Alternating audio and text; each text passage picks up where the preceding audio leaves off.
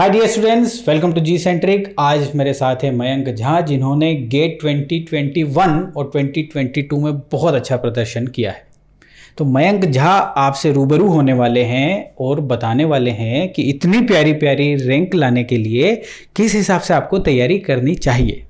तो चलिए बहुत जल्द बुलाते हैं Mayank. Welcome to G centric. Hello sir. कैसे हेलो हो? एवरीवन। कैसे हो? मैं बहुत अच्छा हूँ सर। अब कुछ भी फॉर्मेलिटी करने की ज़रूरत नहीं है, स्टेज इज़ योर्स। जो बच्चे अच्छे से प्रिपरेशन करना चाहते हैं उनको आप क्या गाइडेंस दे सकते हैं ताकि वो भी आपकी इन रैंक से अच्छी लेके आ जाए?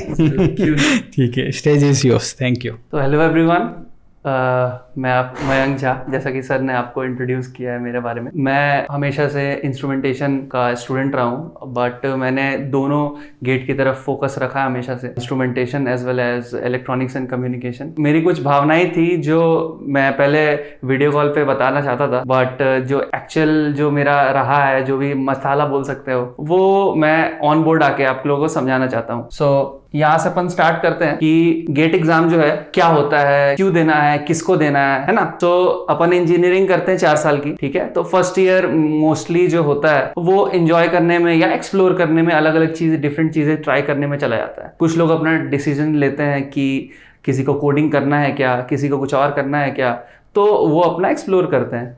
तो जिनको अपने कोर डोमेन में जो अपना जो ब्रांच लिया, जैसे मेरे केस में इंस्ट्रूमेंटेशन है, तो उसमें अगर गेट देना है तो क्यों देना है, ये एक बहुत बड़ा फीलिंग है जो अंदर से आना चाहिए शुरुआती दिनों में ही।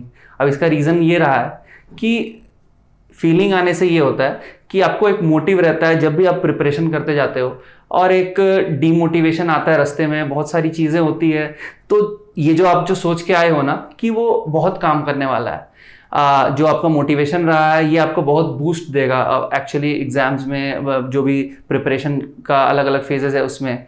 अल्टीमेटली ऑल्सो ये एक पर्पस रहेगा जो बहुत क्लियर होना चाहिए आपके दिमाग में, जो आप बाद में गेट एग्जाम के बाद जो अलग अलग इंटरव्यूज फेस करोगे उसमें भी ये काम आएगा आपको आंसर फ्रेम करने में। सो फर्स्ट टॉपिक है जो मैं बताना चाहता हूँ वह है वाई गेट एग्जाम। इसका आंसर सबका अलग अलग हो सकता है, सबका अलग अलग पर्पस हो सकता है। इससे पहले गेट एग्जाम का क्या क्या अपॉर्चुनिटीज है, क्या क्या मिलता है गेट एग्जाम से, वो आपको क्लियर होना चाहिए कि क्यों गेट देना है। उसके हिसाब से आप अपने करियर गोल्स को अलाइन करोगे और पता करोगे कि हाँ यार, गेट मेरा वो करियर गोल्स को फुलफिल कर रहा है। सो गेट एग्जाम का जो 2-3 अपॉर्चुनिटीज जो क्लियर कट होता है वो होता है कि first thing is PSU, second जो है वो है एमटेक। ये 2 मेन डोमेन्स है जिसमें गेट एग्जाम आपको बहुत हेल्प करेगा। एमटेक जो होता है वो IIT से करते हैं लोग, जिसका भी IIT JEE में जाने का सपना रह जाता है वो से एमटेक कर सकते हैं गेट एग्जाम के थ्रू। बट PSUs मतलब हाई पेइंग जॉब्स है, मतलब आप समझ लो कि आपके कोर डोमेन में अगर कोई जॉब है जो आपको सबसे ज़्यादा सेटिस्फाई करेगी वो है PSU। तो आप एक बार ट्राई कर सकते हो इसमें क्यों करना है, मतलब समझ रहे हो आपको कोडिंग अगर नहीं करने आ रहा है या नहीं करने का इच्छा है, IT सेक्टर में नहीं जाना है, तो this is one of the best jobs in this country. तो आप पहले ये फिगर आउट करो कि ये गेट एग्जाम आपको देना क्यों है। सेकंड आते हैं कि गेट एग्जाम एक बार डिसाइड कर ले कि हाँ मुझे गेट एग्जाम देना है, एक रीजन है दिमाग के अंदर कि इस वजह से गेट एग्जाम देना है। तब उसके बाद आता है कि कैसे देना है। नेक्स्ट क्वेश्चन आता है कैसे करते हैं, रास्ता क्या है, वो मैं आपको कोशिश करता हूं बताने का। सो गेट एग्जाम का प्रिपरेशन में मेनली ब्रॉडली अगर डिवाइड किया जाए तो 3 स्टेजेस होते हैं। 3 स्टेजेस क्या क्या होता है मैं लिख देता हूं यहाँ पे। सो मेनली जो गेट एग्जाम का जो प्रिपरेशन का 3 फंडा है जो होना चाहिए, जो 3 चीजें हैं वो है लर्निंग, इसके साथ साथ रिविजन और उसके लास्ट में टेस्ट सीरीज। तो ये एक प्रॉपर वे में जो कर पाएगा वो समझ लो कि गेट एग्जाम अच्छे से निकाल सकता है। बट ये ही यहाँ पे ही बहुत लोग एक्चुअली गलत कर जाते हैं कि कैसे करना है। एक्चुअली में लर्निंग जो होता है वो क्लासेस के थ्रू आप करते हो, बुक्स के थ्रू करते हो, नोट्स के थ्रू करते हो। तो ये करना बहुत शुरू में, ये जो बूस्ट स्टार्ट है ना आपको लर्निंग में देना है कि भाई मैं कैसे कैसे सब्जेक्ट्स को करूं, कैसे कैसे उसको प्लान करूं और फिर उसको कैसे एग्जीक्यूट करूं। तो लर्निंग के स्टेजेस में आता है कि अब वीडियोस देखोगे, वीडियोस देखने के बाद उस वीडियोस से समझोगे। अब देखो वीडियोस देखने के बाद आपको खुद से नोट्स बनाना है समझ के। ऐसा नहीं होना चाहिए कि आप वीडियोस देखो और बिना समझे आप नोट्स बना रहे हो। नोट्स आप बनाओ, बट आप कोशिश करो कि वीडियोस में समझो, वीडियोस को थोड़ी देर का पॉज दो और उसके बाद उसको कॉपी में लिखो, जो आपने समझा है वो भी अपने लैंग्वेज में। इससे क्या होगा कि वो आपका नोट्स बनेगा, ना कि जो सर वीडियो में पढ़ा रहे हैं उनका नोट्स बनेगा। उनका नोट्स ऑलरेडी अवेलेबल होता है रेडीमेड, तो आपको अपना नोट्स बनाना अपने भाषा में। तो इसीलिए आप कोशिश करो कि ये जो थोड़ा सा टाइम टेकिंग प्रोसेस है ना, कि आपको वीडियो पॉज करना पड़ेगा, तो हो सकता है आधे घंटे का वीडियो में 45 मिनट लग जाए, 50 मिनट लग जाए, तो ये टाइम को आप इन्वेस्ट करो। ज्यादा लग रहा है तो लगने दो, लेकिन समझ के ही लिखो, नहीं तो ये आधा घंटा अगर यहाँ पे थोड़ा सा टाइम बचाने का चक्कर में आप ये कर जाओगे कि बाद में रीस्टडी करना पड़ जाएगा और उसके बाद फिर और वो ज्यादा टाइम ले लेगा। तो इससे अच्छा है कि आप समझ समझ के वीडियोस देखो और नोट्स बनाओ। नेक्स्ट, नोट्स बनाने के बाद आपको जो समझा है उसको अच्छे से रिवीजन करना है, तो रिवीजन यहाँ पे इंक्लूड होके आता है। रिवीजन आपको करना ही है। एक बार नोट्स बना लिए हो आप, तो टॉपिक बाय टॉपिक आपको रिवाइज करना है। उसके अलावा नोट्स बनाने के बाद सबसे जो इंपॉर्टेंट पार्ट होता है वो है न्यूमेरिकल सॉल्विंग या क्वेश्चन सॉल्विंग। अब आपको क्या है ना, यहाँ पे गेट का एग्जाम है, तो गेट एग्जाम में आपको क्वेश्चंस को सॉल्व करना, ये स्किल डेवलप करना अल्टीमेटली। ये सब बस उसका प्री रिक्विजिट्स है। अल्टीमेटली एग्जाम में जाके आपको क्वेश्चन सॉल्व करना, न्यूमेरिकल सॉल्व करना, और वो भी आपको एकदम जो कॉन्सेप्ट सीखो उस पर हिट करेंगे। ऐसा नहीं होगा कि आप वीडियोस देखो, नोट्स बनाओ और ऊपर ऊपर से फॉर्मूला याद करके चले जाओ तो क्वेश्चन बन जाएगा। ऐसा बहुत कम क्वेश्चंस में हो पाएगा, उसमें आपका गेट एग्जाम नहीं निकलेगा। तो आपने जो सपना देखा था पिछले स्लाइड में आईआईटी का या पीएसयू का, वो रह जाएगा। तो अगर वो आपको करना है तो एफर्ट देना होगा किसमें, नोट्स बनाने में। अपने हिस्से से, अपने हिसाब से बहुत अच्छा नोट्स बनाओ आप, है ना। आप अलग अलग पेन्स का यूज करो ताकि आपको मजा आए नोट्स पढ़ने में। उसके बाद आप आता है क्वेश्चन में। अब क्वेश्चन में मेरा जो प्रेफरेंस रहा है वो हमेशा से रहा है प्रीवियस ईयर क्वेश्चंस। हमेशा मैं प्रीवियस ईयर क्वेश्चंस बनाता हूँ। एक चैप्टर करने, एक सब्जेक्ट का एक चैप्टर करने के बाद उसका प्रीवियस ईयर क्वेश्चंस बनाता हूँ और फिर उसको सॉल्व करने की कोशिश करता हूँ। ऑब्वियसली शुरू में वो प्रीवियस ईयर क्वेश्चन नहीं बनेंगे आपसे, बट आपको देखना है कि आपने कॉन्सेप्ट कितना समझा है। अगर आपसे क्वेश्चन नहीं बन रहे तो आप सोल्यूशन देखने से पहले एक बार फिर से आप नोट्स पे कॉन्सेप्ट सीख के आओ, देखो कि आप क्यों नहीं बन रहा है, अगर आपने सब कुछ सीखा है तो। अगर ऐसा क्वेश्चन है जो आपने वीडियो से नहीं सीख पाए तो दूसरे सोर्सेज को रेफर करो ना। मतलब वीडियोस देखो यूट्यूब पे, कुछ उस टॉपिक से स्पेसिफिक 5-10 मिनट के वीडियो, या फिर कोई बुक्स में देखो कि अगर ये टॉपिक छूट गया सर का पढ़ाना तो फिर ये कैसे कर पाएंगे। तो प्रीवियस ईयर क्वेश्चन अल्टीमेटली आपको सॉल्व करना है, और भले शुरू में आपको सोल्यूशन देखने का जरूरत पड़ सकता है, बट आपको घबराना नहीं। आपको 2 बार 3 बार करके प्रीवियस ईयर क्वेश्चन को सॉल्व करना है, ठीक है। रिवीजन जो है सबसे ज्यादा इंपॉर्टेंट है, बट टफेस्ट भी है करना। मतलब मेरे केस में स्पेशली बोलूं तो रिवीजन सबसे बोरिंग काम लगता है मेरे को और रिवीजन करने में मेरे को मन नहीं लगता था, बट क्योंकि वो इंपॉर्टेंट था तो मेरे को मन लगे या ना लगे मेरे को करना ही था। लर्निंग में उतना ही दिक्कत नहीं होती है, लर्निंग बहुत इंजॉयबल भी होता, और बट ऐसा है कि सब लोग कर लेते हैं, सब लोग पढ़ पाते हैं। मतलब वीडियोस देखना is not very difficult task for anyone. तो आपको अगर अपने कंपटीशन को बीट करना है तो रिवीजन ही कर पाएगा। जितना ज्यादा बार रिवाइज करोगे उतना ज्यादा मार्क्स आने वाला है, डायरेक्टली प्रोपोर्शनल होता है रिवीजन के मार्क्स आना लास्ट में। तो रिवीजन आपको करके रखना है हमेशा। इसके अलावा रिवीजन में भी आपको एक सब्जेक्ट करोगे, उसके बाद रिवीजन करोगे पर सब्जेक्ट। इसके अलावा आप पर सब्जेक्ट के बाद जैसे ही सब्जेक्ट खत्म हुआ, दूसरा खत्म हुआ, तीसरा खत्म हुआ, तो फिर वापस आके आपको साइक्लिक रिवीजन भी करना है। मतलब बार बार रिवाइज करना है। ऐसा समझ लो आप कि आप जो एक बार पढ़ोगे वो भूल जाओगे, चाहे कितना भी अच्छे से पढ़ो। और मैं जो एक डिस्कवर किया हूँ अपने एक्सपीरियंस से, मैं एक ग्राफ होता है जो आपका बता सकता है कि आपका कैसा होने वाला है। मतलब अगर मैं बताता हूँ यहाँ पे क्या है। ये जैसे एक ग्राफ है, इसमें आपका है कि नॉलेज कितना आपके पास, और ये है टाइम। तो टाइम के साथ आप जैसे ही पढ़ने से पहले आपका नॉलेज 0 रहेगा। तो ये यहाँ से स्टार्ट होगा ये ग्राफ, मैं बताता हूँ आपको, और फिर ये एकदम पीक पर पहुंच जाएगा जब आप एकदम अच्छे से पढ़ लोगे, वीडियोस देख लोगे, नोट्स बना लोगे, पीवाईक्यू कर लोगे, आपका जो नॉलेज होगा एकदम पीक पर पहुंच जाएगा। लेकिन उसके बाद क्या होता है ना, अगर आप रिवीजन नहीं कर रहे हो तो ये पीक जो है वो नीचे की तरफ जाने लगता है। अब इस पीक को बचाने के लिए आपको रिवीजन करना ही है। अगर आपने रिवीजन किया तब तो ये ऊपर चला जाएगा, फिर ये ऊपर जाएगा, फिर रिवीजन छोड़ दोगे नहीं होगा, ऐसे करते करते ये चला जाएगा एक तो अंडरडैम्प्ड प्रोसेस के जैसा। बट अगर आपने रिवीजन छोड़ दिया किसी भी स्टेज पे, तो अगर यहाँ पे छोड़ोगे तो यहाँ पे नीचे आ जाएगा, यहाँ पे छोड़ोगे तो यहाँ पे आ जाएगा। तो मतलब आप समझ लो कि अगर आप रिवीजन छोड़ दोगे तो आपका नॉलेज जो आपने गेन किया, मतलब टाइम तो वेस्ट हुआ ही, साथ साथ नॉलेज भी जीरो हो गया वापस से। तो आपको रिवीजन सबसे ज्यादा इंपॉर्टेंट है, वो आपको करना ही करना है। इसके बाद रिवीजन, और वो भी टाइम टू टाइम रिवीजन करो। तो है कि ऐसा नहीं है कि एक ही बार रिवीजन किया तो फिर उठ गया फिर छोड़ दिया, ऐसा नहीं है, बार बार आपको रिवीजन करना होगा। और शुरू में रिवीजन करने में ज्यादा टाइम लगेगा तो सबसे बोरिंग पार्ट होता है, बट धीरे धीरे जब आप करते जाओगे रिवीजन तो वो धीरे धीरे एक सब्जेक्ट में रिवाइज करने में बहुत कम टाइम लगेगा। और लास्ट में गेट वेट का एग्जाम के आसपास में अगर आप करोगे रिवीजन तो फिर वो एक सब्जेक्ट को, मतलब एक दिन में आप समझ लो कि 3-4 सब्जेक्ट भी कर सकते हो रिवाइज, ऐसा हो जाता है। मतलब नेक्स्ट जो लास्ट इसमें आता है वो है टेस्ट सीरीज। टेस्ट सीरीज का क्या इंपॉर्टेंस है?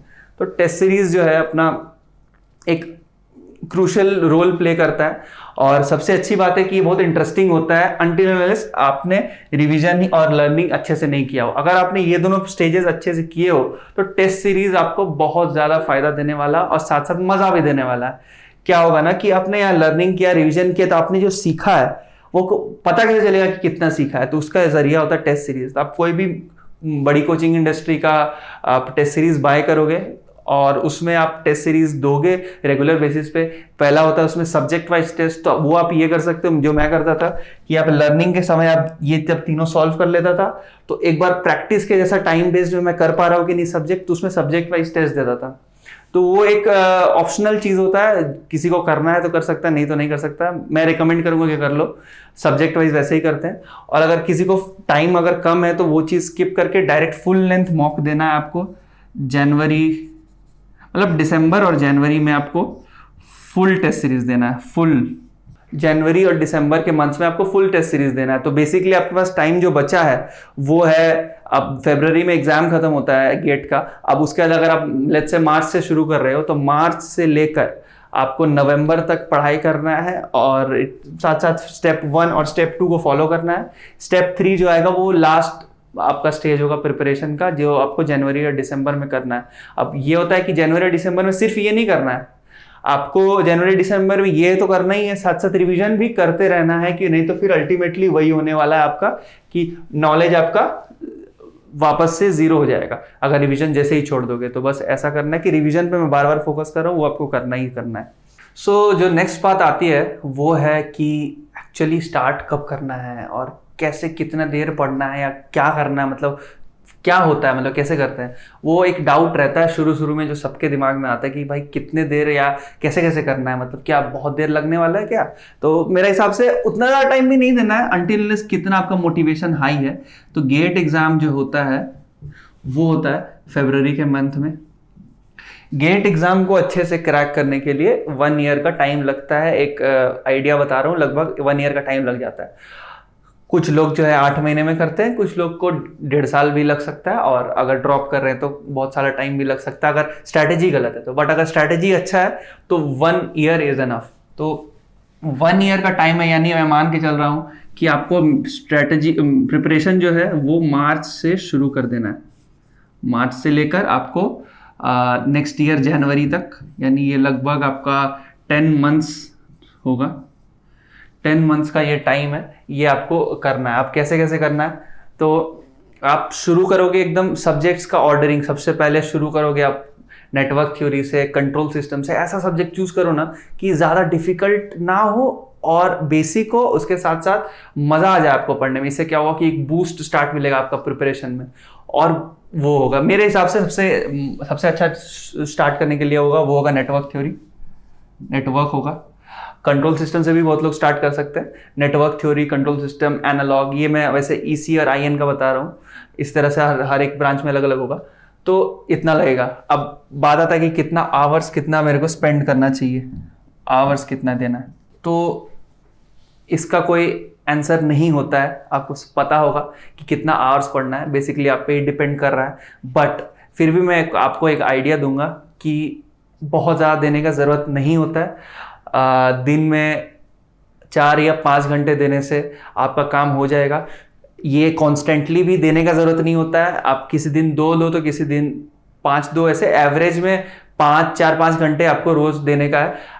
एक्चुअली क्या है ना कि आप कितना सब्जेक्ट आपको कवर करना है और कितना टाइम आपको बचा है, उस दोनों पैरामीटर्स को देख के आपको नंबर ऑफ स्टडी आवर्स बढ़ाना है, कितना रिवीजन करना। आप ही सोचो ना, मतलब मैं 4 घंटे पढ़ लिया, मैंने आज का जो था 4 घंटे पढ़ने का मैंने कंप्लीट कर लिया, बट आप ये सोचोगे कि यार अगर मैं आज 2 घंटे और बैठ के वो पुराना वाला रिवीजन कर लेता हूँ तो मेरे को और इतना मार्क्स आ जाएगा ऐसा करके, या पुराना सब्जेक्ट कर लेता हूँ। तो आपको अपना डेली गोल्स को अचीव करने के बाद अपने आप को एक रिवॉर्ड देख के वो पुश करना है, वो मोटिवेशन रहना है कि यार मेरा आज अगर एक्स्ट्रा पढ़ लिया तो ये हो जाएगा। तो वो चीज़ आपको ध्यान देना है कि आपको धीरे धीरे करके आपको आवर्स बढ़ाना चाहिए। जो भी आपको फ्री, जो आपको करना है वो दिन भर में जो बेसिक्स है वो सब करके अलावा जो टाइम बचता है उसमें पढ़ने में लगाने का कोशिश करो। जो डिस्ट्रैक्शंस है, मोबाइल या जो भी वगैरह वगैरह के आजकल डिस्ट्रैक्शंस होते हैं, वो सबको मिनिमाइज करो। ऐसा नहीं बोल सकता हूँ कि कट ही कर दो, बट मिनिमाइज करने की कोशिश करो। ऐसा कभी भी लगे कि यार ये कर लेता, तो बस यही सोचना कि अगर मैं ये छोड़ के अभी अगर थोड़ा देर पढ़ लूँ, थोड़ा रिविजन और कर लूँ, रिविजन ही एक्स्ट्रा है तो उसको अगर कर लूँ, या 2-4 वीडियोस और देख लूँ मतलब सर के, तो मेरा रैंक ऐसा बढ़ जाएगा। और रैंक बढ़ जाएगा तो फिर मेरा पीएसयू और कंफर्म हो जाएगा, मेरा एमटेक में ब्रांच हायर हो जाएगा, मेरा आईआईटी जो मद्रास में मिल जाएगा मेरे को, ना कि आईआईटी इंदौर में मिलेगा, जो कि ज़्यादा अच्छा है। तो ऐसे करके आप अपने आप को मोटिवेट कर सकते हो, अपने आप को रिवॉर्ड भी दे सकते हो कि अगर आज मैं 5 घंटे पढ़ा तो मुझे ये करने को मिलेगा, मैं ये YouTube वीडियोस देख लूँगा। किसी को अगर कुछ और करने का मन है, म्यूज़िक कर लूँगा, या कुछ और अलग अलग चीज़ जो एंजॉयमेंट का पार्ट होता है, वेब सीरीज़ देखना, वो सब आप एज अ रिवॉर्ड करके यूज़ कर सकते हो। तो बेसिकली आवर्स जितना आप डालोगे उतना आपके लिए अच्छा होगा, बट हाँ लिमिट पुश नहीं करना। ऐसा नहीं होना चाहिए कि ज़्यादा आवर्स पुट करने के चक्कर में आपका लर्निंग प्रोसेस स्लो हो जाए, है ना। क्योंकि अल्टीमेटली आपको दिमाग में कितना घुसा है वो मैटर करता है। अगर आपका और 2 वीडियो देख लोगे और वो दिमाग में जा ही नहीं रहा है तो उसका कोई फायदा नहीं। आप 2 वीडियो मत देखो, टाइम वेस्ट हुआ और अपने बॉडी को भी एग्जॉस्ट कर लिया। तो ये चीज़ अवॉइड करते हुए जितना ज़्यादा आवर्स दे सको उतना अच्छा। सो जो मेरा नेक्स्ट टॉपिक जो मैंने चूज़ किया है वो है सेमेस्टर के लिए जो स्टूडेंट है उसका, उनको कैसे करना चाहिए प्रिपरेशन, या कैसे कर सकते हैं। तो जो सेमेस्टर्स में जाते हैं सबसे अच्छा एडवांटेज है उनके लिए कि जो सेकेंड ईयर का सिलेबस होता है वो जो होता है सेकेंड और थर्ड ईयर का, मेनली तो सेकेंड ईयर वो होता है गेट से एकदम रेलेवेंट होता है। तो सेकेंड ईयर का जो सिलेबस है वो आपको अच्छे से पढ़ना है, अच्छे से मतलब डेप्थ में पढ़ना है। Second year syllabus, second year को आपको अच्छे से करने का है। और इसके अलावा उसको अच्छे से करने का क्या मतलब है, आपको वो सेमेस्टर के लिए तो पढ़ना ही है, साथ साथ गेट एग्जाम के लिए जो लेक्चर्स, मतलब ऐसा समझ लो कि आप गेट का लेक्चर्स उन सब्जेक्ट्स का देखो जो सेकेंड ईयर का सिलेबस में भी है, तो आपको कॉमन मिल जाएगा कि अच्छा यार एक प्रिपरेशन में 2 चीज़ मेरा हो रहा है। इसके अलावा बाकी जो अदर सब्जेक्ट्स है उसमें आप अपने दोस्तों का हेल्प लो, जो जैसा मैं लेता था कि आप असाइन कर दो कि जो दोस्त, लेट्स से एक एग्जांपल है, मैं एग्जांपल दे रहा हूँ, जैसे हमारे कोर्स में सेकेंड ईयर में एक डीएसए करके सब्जेक्ट होता है, डेटा स्ट्रक्चर्स एंड एल्गोरिथम्स। ये गेट में रेलेवेंट नहीं है और ये कौन पढ़ते हैं, ये कोडिंग में जो करते हैं वो लोग पढ़ते हैं। तो आपके फ्रेंड सर्कल में ज़रूर ऐसा कोई होगा जो कोडिंग में एक्सपर्ट होगा या जो अच्छा करता होगा, उनसे आप डीएसए सीख लो कम टाइम में और अपना टाइम बचाओ और आप टाइम इन्वेस्ट करो बाकी के सब्जेक्ट्स में। इस तरह से बाकी जो अदर सब्जेक्ट है या कुछ और एक्टिविटीज़ है वो अपने फ्रेंड्स के साथ शेयर कर करके लोड भी, ये सब्जेक्ट्स भी अगर सेमेस्टर के लिए लेट्स से आपने गेट का प्रिपरेशन करना चालू किया, बट सेमेस्टर में क्योंकि कम टाइम में ज़्यादा सब्जेक्ट्स पढ़ने होते हैं तो वो पॉसिबल नहीं हो पाता। तो आप खुद का भी एक ग्रुप होगा अगर गेट का, मतलब गेट एस्पिरेंट्स का अपने सर्कल में, तो ऐसा होगा कि अलग अलग सब्जेक्ट्स अलग अलग लोग पढ़ रहे हैं और बाद में एग्जाम से पहले आप एक दूसरे को पढ़ा दोगे। तो वो एक स्ट्रैटेजी था जो मैं यूज़ करता था सेमेस्टर को टैकल करने के लिए। बाकी सेमेस्टर गोइंग स्टूडेंट्स के लिए और कुछ नहीं है भाई, यहाँ से मार्च से शुरू करने का है, 1 by 1 सब्जेक्ट शुरू में, फिर लास्ट अब धीरे धीरे जब आपका फ्लो बनते जाएगा ना तो आप एक काम करना कि आप 2 सब्जेक्ट एट अ टाइम भी ट्राई करने का। तो 2 सब्जेक्ट एट अ टाइम करोगे तो मतलब सुबह में एक सब्जेक्ट पढ़ रहे हैं, रात में दूसरा सब्जेक्ट पढ़ रहे हैं, टाइम लगेगा दोनों सब्जेक्ट को कंप्लीट होने में, बट 2 सब्जेक्ट पढ़ने का एक आदत हो जाएगा, अल्टीमेटली आपको वही करना है। तो ये स्ट्रैटेजी आप अपना अप्लाई कर सकते हो फॉर सेमेस्टर्स। आप इस सेमेस्टर में एक और चीज़ प्रॉब्लम आता है कि अलग अलग कॉलेज में फेस्ट चल रहे होते हैं और अलग अलग चीज़ें होती है, तो वो आपको थोड़ा सा ध्यान रखना है कि आपको इन्वॉल्व होना है, बट आपको टाइम भी निकालना है कैसे भी करके। स्लीप से थोड़ा कॉम्प्रोमाइज़ कर लिया, थोड़ा क्लासेस से कॉम्प्रोमाइज़ कर लिया, क्लास में जाके पढ़ लिया या क्लास बंक कर सकते तो वो कर लिया। जो इंपॉर्टेंट नहीं है उसको कट डाउन करना है बेसिकली, है ना। तो वो आप ट्राई करो। यहाँ पे भी जो गेट का प्रिपरेशन है उसमें भी कई बार ऐसा हो जाता है कि आप वीडियोस देख लो जिसमें बहुत सारा नॉलेज हो जाता है जितना गेट के लिए रिक्वायर्ड है भी नहीं। तो अब जी सेंट्रिक का बस ये खास बात है कि वो एकदम पॉइंट टू पॉइंट देते हैं जो भी पढ़ाते हैं, तो मेरे को इसलिए सबसे ज़्यादा अच्छा लगता है ये। बेसिकली यही था इसके ऊपर सेमेस्टर्स गोइंग स्टूडेंट्स के लिए। अब नेक्स्ट टॉपिक की तरफ बढ़ते हैं। सो जो हमारा नेक्स्ट टॉपिक जो मैंने चूज़ किया है वो है टेस्ट सीरीज़ के ऊपर थोड़ा सा मैं डिस्कशन करना चाहता हूँ, क्योंकि प्रिपरेशन और रिवीजन तो लोगों ने कर लिया है। टेस्ट सीरीज़ के ऊपर क्या है ना कि टेस्ट सीरीज़ जो है बहुत मज़ा आता है देने में, मेरे स्पेशली बहुत मज़ा आता था टेस्ट सीरीज़ लिखने में। बट इसमें प्रॉब्लम बहुत सारे लोग फेस करते हैं कि भाई क्या है टेस्ट सीरीज़, मतलब कैसे करने का। तो होता ही है ना कि टेस्ट सीरीज़ आपको प्रैक्टिस करवाता है, और आपको जैसे 3 घंटे का टेस्ट सीरीज़ है तो आपको 3 घंटे बैठने का प्रैक्टिस करवाता है, ना कि सिर्फ क्वेश्चन सॉल्विंग। ऐसा नहीं हो सकता है कि आप बिना टेस्ट सीरीज़ लिखे चले जाओ और आपको गेट एग्जाम में, बहुत रेयर हो सकता है कि गेट एग्जाम अच्छा आपका हो जाए, क्योंकि टाइम में बैठ के वो लिखना और वो टाइम प्रेशर का लेना और सब सब्जेक्ट को हैंडल करना ये इंपॉर्टेंट काम होता है। शुरू पे आपको टेस्ट सीरीज, जैसे कि फर्स्ट टेस्ट सीरीज में आपने 100 मार्क्स का दिया, उसमें आपको 30 नंबर आ गए लेट्स से, बट ये 3 आउट ऑफ 100 आने से आपको लगा कि यार ये कैसे हो गया, मैंने तो सारा सब्जेक्ट पढ़ा है, रिवीजन भी किया है, उसके बावजूद भी 30 आउट ऑफ 100, ऐसा तो नहीं होना चाहिए यार, मेरा तो एम किया 80 की तरफ। तो ये आप शुरू में एम ही गलत कर रहे हो। शुरू में आपको एम नहीं करना है कि आपको मार्क्स ज़्यादा आए। शुरू में आप ये देखो कि जो मैं पढ़ रहा हूँ वो कॉन्सेप्ट कैसे अप्लाई करेंगे क्वेश्चंस में, जब वो नया क्वेश्चंस आए आपके सामने। क्योंकि गेट एग्जाम में ये होगा ना कि जो अभी तक प्रीवियस ईयर क्वेश्चन में पढ़ रहे हो वो सब प्रीवियस ईयर है। नया ईयर जो आपका एग्जाम होगा वो एकदम नया होगा, उसमें नए क्वेश्चन आएंगे। तो आपको नए क्वेश्चन हैंडल करने का आदत डालना है कि अगर क्वेश्चन बन रहा है तो कैसे बन रहा है, अगर नहीं बन रहा है तो उस प्रेशर को कैसे हैंडल करे, वो सब टेस्ट सीरीज आपको सिखाएगा। तो फर्स्ट टेस्ट में आपका ये होगा कि मार्क्स कम आएंगे, तो इससे क्या होगा कि आपको पता चलेगा कि आपने क्या क्या गलती की। तो पता चला कि लेट्स से कि गलतियां जो कॉमनली लोग करते हैं वो है कि फर्स्ट थिंग कि आपने कॉन्सेप्ट तो पढ़ा ही नहीं है, तो मान ही नहीं सकता हूँ कि कॉन्सेप्ट आपने नहीं पढ़ा, तब तो अब तो प्रिपरेशन का स्टेज में ही गलत कर रहे हो। कॉन्सेप्ट आपको बेसिकली पढ़ना है बट वो अप्लाई नहीं कर पाए एग्जाम के टाइम में, या टाइम प्रेशर में, या किसी वजह से आपने कॉन्सेप्ट अप्लाई करने में दिक्कत कर दी। तो ये कॉन्सेप्ट पढ़ा लेकिन अप्लाई नहीं कर पाए, ये प्रॉब्लम हो सकता है टेस्ट सीरीज में। इसके अलावा होता है सिली मिस्टेक्स, कैलकुलेशन मिस्टेक्स। ये दोनों मिस्टेक्स भाई मेरा सबसे बड़ा दुश्मन रहा है। मैं यहाँ पे इसको बहुत अवॉइड कर पाया था अपने टाइम में, मैं अपना स्टोरी बता रहा हूँ। बट सिली मिस्टेक्स और कैलकुलेशन मिस्टेक्स हमेशा से मेरा दिक्कत देने वाला रहा है, मेरा वीकनेस रहा है। तो मैं कोशिश करता हूँ कि ये कम कर सकूं। ऑब्वियसली किसी का वीकनेस है तो 100% एलिमिनेट नहीं हो सकता, बट हाँ मैं अपने हिसाब से जितना कर सकता था वो मैंने किया। तो आपको भी ये ध्यान रखना है कि सिली मिस्टेक्स और कैलकुलेशन मिस्टेक्स को इग्नोर नहीं करना है, इसके ऊपर काम करना है खुद को। हम लोगों को इसके ऊपर काम करना है। क्या होता है सिली मिस्टेक्स? सिली मिस्टेक्स ये होता है कि टाइम प्रेशर है ना, आपको कम टाइम में ज्यादा पढ़ाना है, तो आप क्या करोगे, क्वेश्चन पढ़ते जल्दी पढ़ने की कोशिश में कोई डेटा मिस कर दोगे, मिस इंटरप्रिटेशन कर दोगे, कुछ ऐसा कर दोगे जो आप नहीं कर सकते हो। कैलकुलेशन मिस्टेक्स तो आप समझते हो कि आप कैलकुलेट करते करते यहाँ पे कैलकुलेशन में गलती कर दिया, या फिर आपने कैलकुलेटर में नंबर गलत भर दिया। कैलकुलेटर भी आपको गेट कैलकुलेटर यूज़ करना है, वो एक प्रिपरेशन का ही पार्ट है जो मैं अभी बता रहा हूँ। कैलकुलेटर में क्वेश्चन नंबर गलत भर दिया। तो सिली मिस्टेक्स और कैलकुलेशन मिस्टेक्स भी होती हैं, और ये आपको एक्सेप्ट करना चाहिए कि भाई ये भी मिस्टेक्स हो सकती है, इसको इग्नोर नहीं करना चाहिए। कैसे करेंगे इसको ठीक? तो इसको ऐसे ठीक करेंगे कि इस पे अपन यहाँ पे टेस्ट सीरीज लिखेंगे और क्वेश्चन को ध्यान से पढ़ने का कोशिश करेंगे। एक पहला चीज तो है कि क्वेश्चन को पढ़ना है, अच्छे से डेटा लिखना है।